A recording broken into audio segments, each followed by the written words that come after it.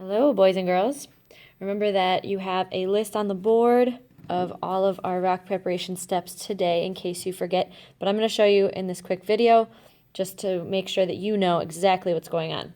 So, very first thing you're going to do is you're going to get a blank piece of paper and write your name at the top with your class code. Okay? Make sure you write your actual name and your actual class code for your class. Then you'll raise your hand, and wait for Miss LaMarca to call on you to go outside and pick your rock. I chose mine. Mine's already painted. Yours obviously will not be. We'll get to that step next class.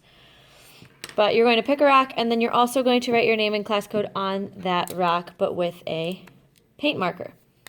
Might need to shake it up a little bit. Make sure there's paint flowing to the tip of the marker. And you don't need to press very hard with these at all, but make sure you write your name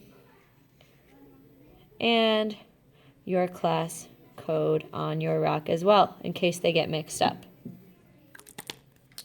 After that, you can blow on it a little bit, make sure it's nice and dry. Wait a couple seconds before flipping it over and tracing your rock. You want to try and fit your rock twice on each side of the paper. So once at the top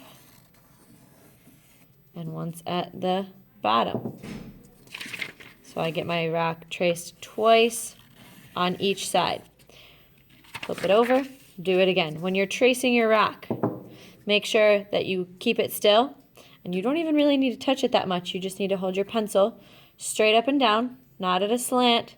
This way, we're not tracing underneath the rock, we're tracing around the edge. So straight up and down, and just follow the edge of your rock without pressing on it too hard to just get a nice general shape of what your rock will be, so that you can design it according to the same shape.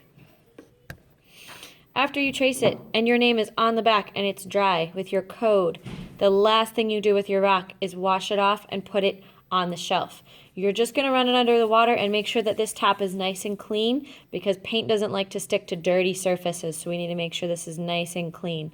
Then you're going to put it directly on the shelf. Do not worry about drying it off. It can go on the shelf wet. It'll air dry by the next time you come in. Then you're going to go back to your seat and you're going to create different designs. I have my first design done. My rock is going to be a frog, hence why it is green right now for the base coat.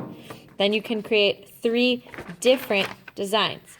If you're really set on one, like I'm really set on my frog, I could make 2 different frogs and then maybe think of 2 other things to make on my rock. But make sure they're all different, because there's really no point in making the same design over and over again, okay? We want to have some options next time you start to